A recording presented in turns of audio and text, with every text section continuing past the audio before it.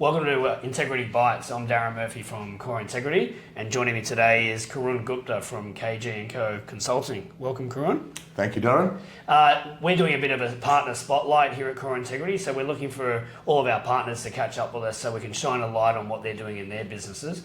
We've got partners that do a whole range of wonderful things, and we wanted to lead off with KG and what his team is doing in the management performance space. So I might start off, KG. Tell us a little bit about yourself and what KG&Co do. Absolutely. Thanks for having me, Darren. Right. It's been great getting to know the Core Integrity team. And we go a long time back. Yes, back from our days in a large and a small bank. Yes. So I came up with KG&Co Consulting just, I'll say, as lockdowns in Victoria were about to wrap up. Right. And working in large corporates for almost 18 plus years, and federal government for a couple of years, and then in the healthcare space for another couple of years, I got to a point of going, there's demand and there's a supply deficit of people who can go in with a very execution and actually delivering outcomes for clients that they might not be able to do for one of many reasons. Mm-hmm. The top three that we see is, one is capacity. Yep. Everyone's busy doing so many different things. Absolutely. Two is capability. Yep. That at times people find themselves in roles where, while the title says X, their competency is actually Y. Yeah. And then there becomes a confidence sort of conflict that kicks in. Mm. And three is just sometimes a lack of prioritization. So clients have actually thought through their strategy, they're pretty clear on what they want to do. Where I see things sort of fall apart a bit is when there's not a clear link between that strategy and an execution plan or a business plan that they're regularly reviewing and they're executing to. Yeah. So, and having been a client to some of these large consulting organizations, one of my pet hates was when I constantly get upsold bigger and bigger solutions that are going to take forever to deploy when I'm not seeing traction on the first piece of engagement I brought them in for. Right.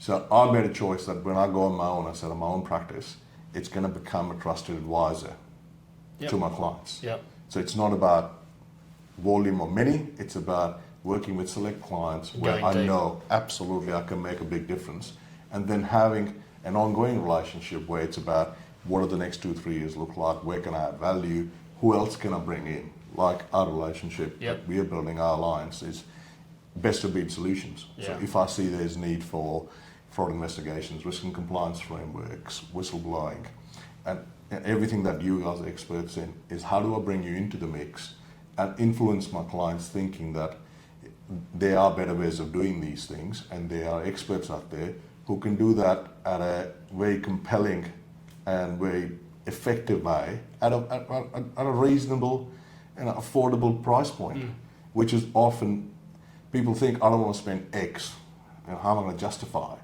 What I try and educate them is, well, what's the opportunity cost of not spending that? That's right. Yeah, if you don't invest in that proactively. Yeah. Exactly. So I think my business, if I sort of go, what's my business in a nutshell? So KG&Co Consulting is about delivering actual outcomes for our clients. And we do that in three ways. One is business process transformation. Mm-hmm. So whether it's for like process excellence, absolutely, Black Belt, Lean Six Sigma, all that kind of stuff. All of that, but I keep it completely methodology agnostic. Right. Because one of the things I've learned is the moment you start to throw Agile, Lean Six Sigma, DMAIC, Gemba walks, people's eyes start to roll. They do. And being a senior GM, EGM, I know everyone's time poor, so you got to make stuff simple that they can relate to. Yep. So and people just want to get shit done, right? Exactly. So if you go to my website, my tagline is I'm a GSD expert, which is get shit done expert. Right. That's good. I like that. And often people go, that's a bit politically incorrect. I said in Australia we can call shit, and that's okay. Yeah, that's right. So start from that, and that what that does is that gives you a people process system diagnostic on where things are at.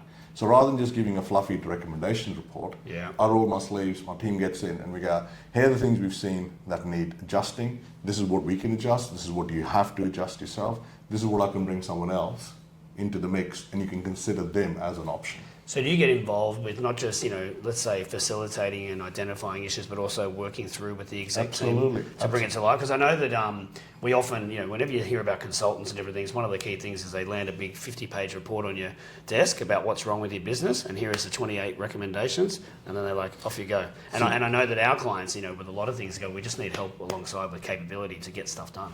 So that's what I absolutely don't do. Yeah, right. That's great. So when I'm delivering a piece of work for a client, I go, milestone 1 is to put a diagnostic report in front of you so you understand what the issue is.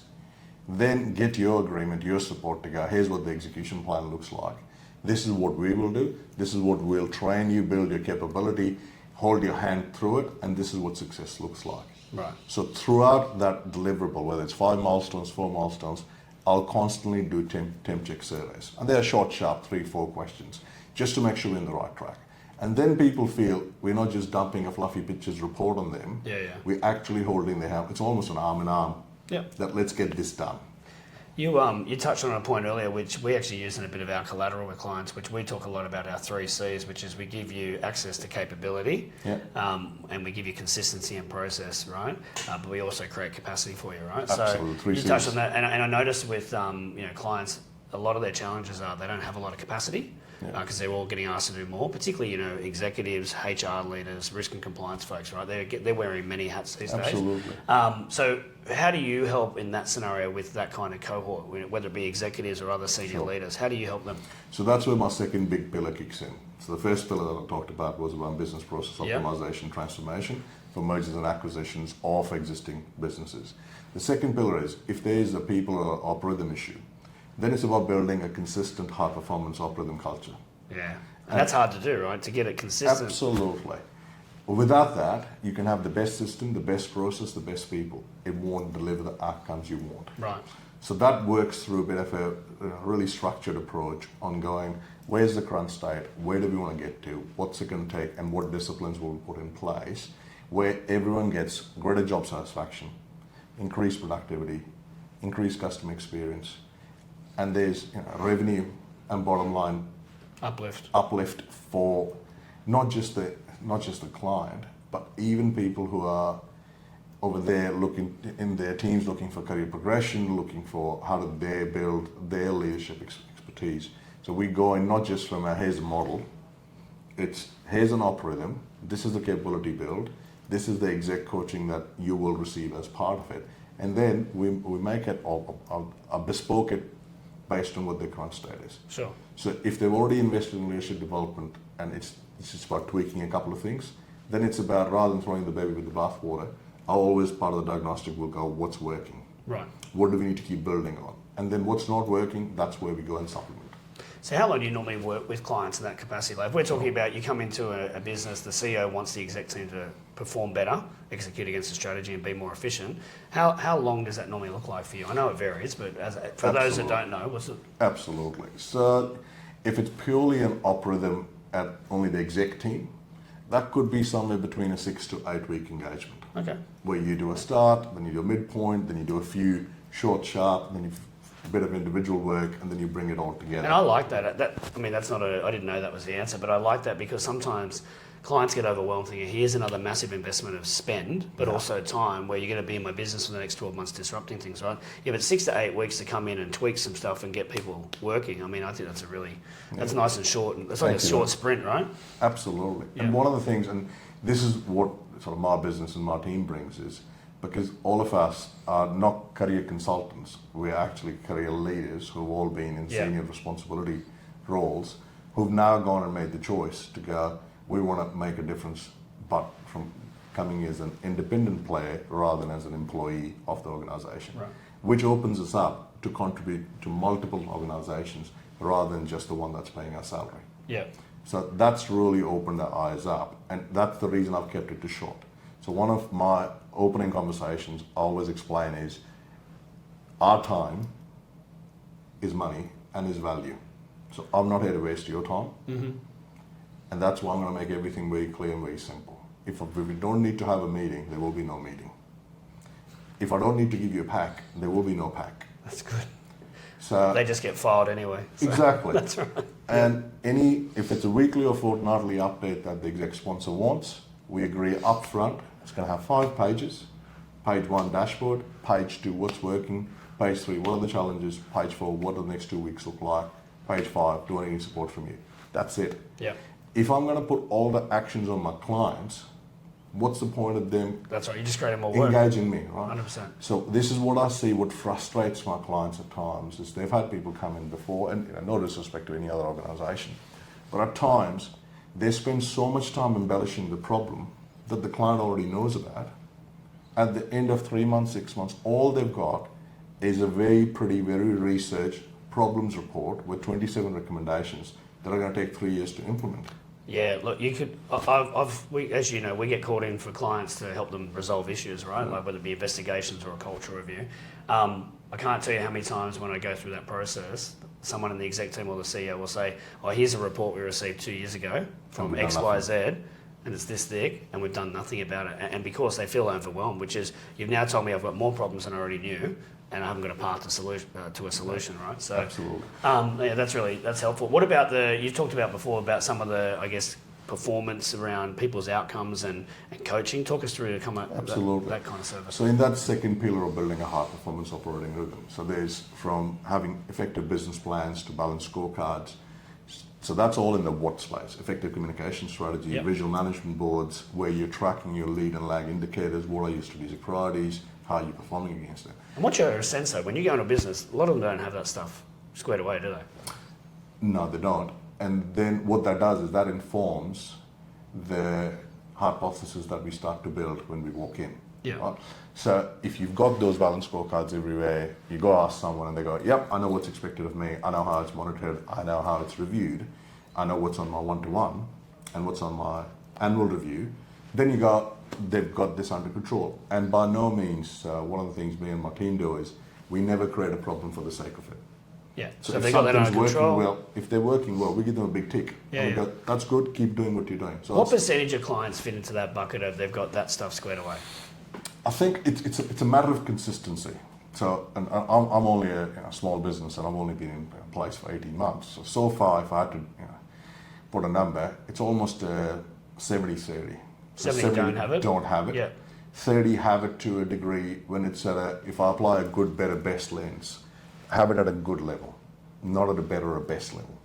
So best practice is all about consistency. It's all about everyone needs to be clear on what's expected of them. There needs to be capability investment in that people. Like if you make me a CFO, you're taking a big risk. Yeah. If you make me a chief operating officer, you're putting the right bet. So that's how I make it simple for the clients. And then is there an environment where people feel motivated and driven to achieve outcomes, not just as an individual, but as a team, as a broader collective. And often what we see for our clients is they've got some high performing units, they've got some really siloed behaviors. Yeah. What that does is it becomes a 2, 3, 4 speed economy. And then when the CEO goes, "This division's doing really well, this division dragging the chain, this was, hey," what we then go is none of those 3 or 4 divisions are actually talking to each other regularly enough And rowing in the same direction, right? at the right levels, at the right times to make sure there's no counter forces. So in startups, you see that all the time. Yeah. The marketing guys are really excited. They'll go make announcements. When you go to the tech team or the development team, they'll go, "We haven't kicked out all the bugs yet. Don't go announcing stuff we can't deliver." Sometimes it's too late. If you've already committed to a significant marketing campaign, you can't go back on that. So then you end up going with minimum viable product. And that's a big operational and strategic risk to take. Okay. So we look at that stuff. Now, I'm not a risk expert, and that's the third pillar, where we bring in right experts like core integrity in conversation to go, you've got a system issue, you've got a framework issue, you've got a people or process issue. I can tackle the process issue, I can tackle the people issue. But if it's a system issue, if it's a framework issue, if it's a huge systems thinking piece of work, then let me bring in other like-minded partners who are all committed to delivering for the customers and for our clients and adding value to their business. So whether it's software integration, whether it's universal storage solutions, whether it's a CRM platform, whether it's someone's trying to automate their field force, whether it's someone trying to build a marketing or someone wants help with an offshoring strategy. Yeah, right. Okay, that's good. So I've got some partners who've got significant offshore presence who do it at a very, very compelling offering. Yeah, So yeah. those three pillars are sort of my main business, which Yeah. is business process optimization for mergers and acquisitions or for established businesses, building high performance operating rhythm, sales and service disciplines. Yep. That includes exec coaching from C-suite to GMs to EMs, bespoke based on what the business needs are. And then the third piece is system integration support, which has loads of change management built through, so we actually implement. And they always that. underappreciate the challenge of that. Exactly, and often what I hear is, "Oh, we're not going live for 12 months. Why invest in change planning now?" And that's where your problem starts. Yeah, right. Because you leave it to the last minute, and then it's all hands on deck, everyone fumbling. Whereas if you plan for it and if you put the right things in place at the right times, I'm not saying hire a change manager 2 years out from the change, but your change manager should be on the ground and effective 3 months prior to go live. Even on a simple level, we see this when we're doing implementations for whistleblower hotlines, right? One of the first things we see up front is make sure you got all the right stakeholders involved. Yeah. And one of those key stakeholders is marketing communications, because ultimately you're going to launch this program, you want to tell everyone about it and you want it to be a success. Yeah. And I've seen over the years, when they don't engage those stakeholders early, we get to a point where we're ready to go live and all of a sudden everything gets put on hold. Absolutely. Because they didn't anticipate, the CEO's away.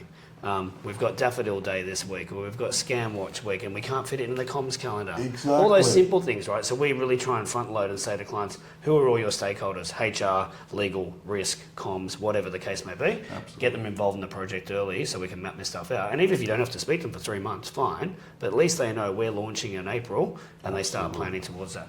I might just come back to, we're seeing a lot of clients over the last 6 months, obviously having a lot of change at the Absolutely. top. Post-pandemic. Post-pandemic change, people are either fatigued, wanting new roles, or they're just refreshing exec teams. So I imagine that creates a good opportunity for you, but also it's a challenge for those clients where they're bringing in new executives and now the exec team's disrupted. Like, what's your advice of how a CEO or a managing director should be looking at that and going, I've gotten rid of 3 execs or they've left of their own accord. I've got a new sort of hybrid exec team. Absolutely. How do they tackle that?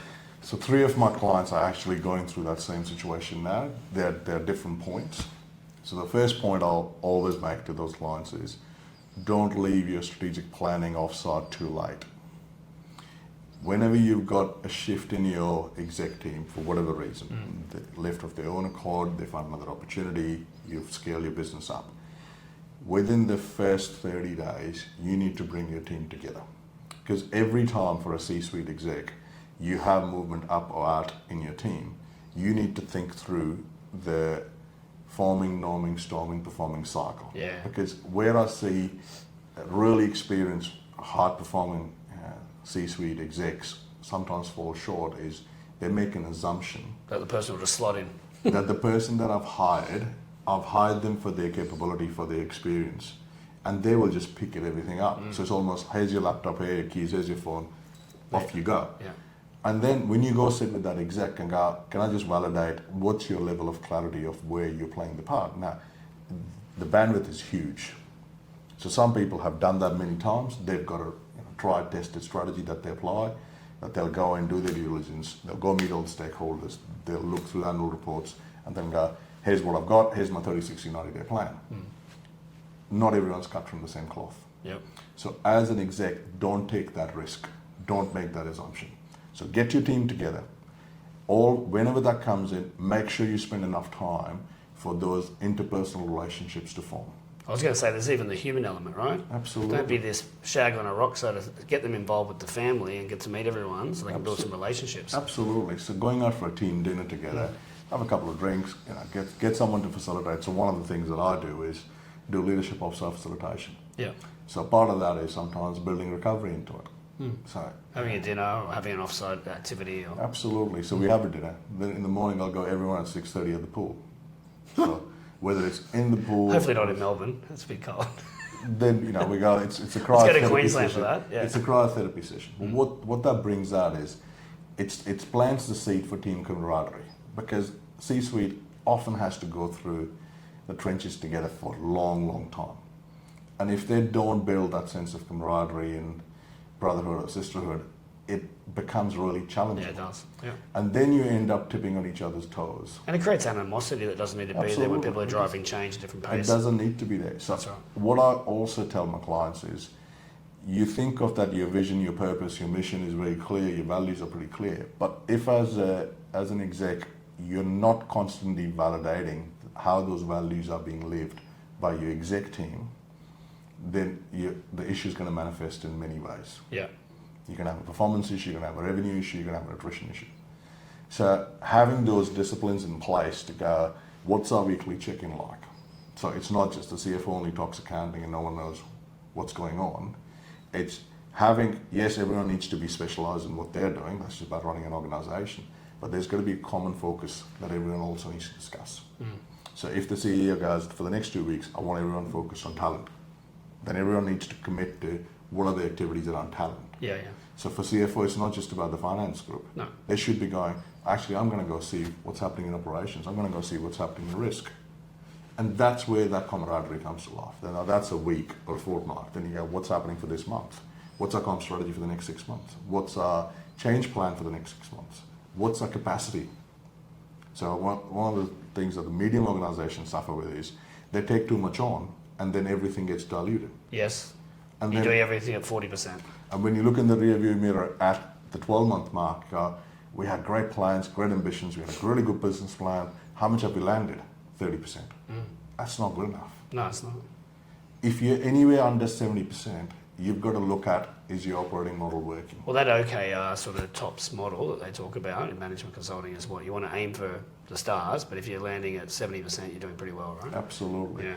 So I always, my team and me, we're big believers of the 80-20 rule, and we apply it in almost everything. Right? So whether it's in people capability, whether it's in process optimization, there's no point chasing the 100% utopia. You're never going to get there. Because by the time you get close to 90, The bar's lifted. Exactly. It's changed. Yeah. so the three things that have been significantly overused post-pandemic and during pandemic are pivot, hybrid, and unprecedented. Oh. So my advice to all C-suite is those three things should not appear in your business plan, because all they are glorified excuses. Yeah, that's right. And you know, we're a couple of years down the road now. Exactly. Yeah. Now, if you've had to pivot, great, stick to that pivot. But if you're still pivoting, that means you're doing it full. Exactly. Don't keep pivoting every 3-6 months. Yeah. And that's at times where sometimes clients choose not to make the hard decisions. For the obvious reasons, they are hard decisions. But what that does is, the longer that drags on, the bigger the impact and the cost becomes. Yeah. So sometimes it's better to face that Rip in. the band-aid off early. Exactly. And that's where we can add value. If you want to get an independent view, I can go do a short, sharp 2 to 3 week diagnostic and go, here's my people process system observation. Here's where the issue is. Yeah. You know, And sometimes you need that external validation because, you know, Absolutely. working in the business, particularly as a leader, you're so focused on all these different things that you lose a bit of external perspective, right? So that's what I Absolutely. like about what you bring to the table. Just to wrap up, so if you had to, for our clients who are watching this, and speaking to them directly, what would be the kind of things that would be going on in their mind that could be an indicator going, I should speak to someone like you? I think a simple piece is, if you're struggling to get the outcomes that you want to get, whether it's you've implemented a new process or a new system, change is not on track, or you've got a leadership attrition issue, or you're hearing a lot in your annual surveys, people culture surveys, that leadership is not clear, they're not giving us enough detail on what's expected of us, and there's some cultural underlying issues. So that's a great point for us to sort of go in as almost as a tag team. Yeah. Because you're running Looking at the the culture. whistleblowing hotline, Yeah. you're looking at the culture. Your team would do what you're doing from risk frameworks and culture coaching and training. But then to add on to it, where's Process. that element of process Yeah. and also exec coaching to almost hold their hand through it. So Yeah. let's say your team have deployed the whole framework, me and my team can then become almost a continuum Yeah. of yours to go, now KG and Co will take over and support for the next 3 months, 6 months, whatever frequency the client gets best value and is within their budget. Yeah. So one of the things that I believe in my business is there's always a point where we can agree to do a piece of work which works for both parties. That's all right. Now, if we get beyond that point, I'm very respectful to my clients because I want to build long-term relationships. I will say if this is below your budget and you can't afford it, we're better off not doing it because otherwise I'll dilute Yeah, that's right. the point of it. And that seems to be resonating quite well with clients. They appreciate that level of honesty. And it's not about upselling, cross-selling, upselling, cross-selling. No, that's right. It's about earning their trust and actually adding real Yeah, value. and delivering some outcomes. Yeah. Absolutely. Yeah. All right. Well, that's great. So Thank you, Darren. thanks for coming in, KG. Cheers, It's a pleasure thank you. to see you always. And yeah, we'll catch you guys on the next spotlight with our integrity partners. Thank you, Thanks. everyone. Thank you, Core Integrity. Thanks.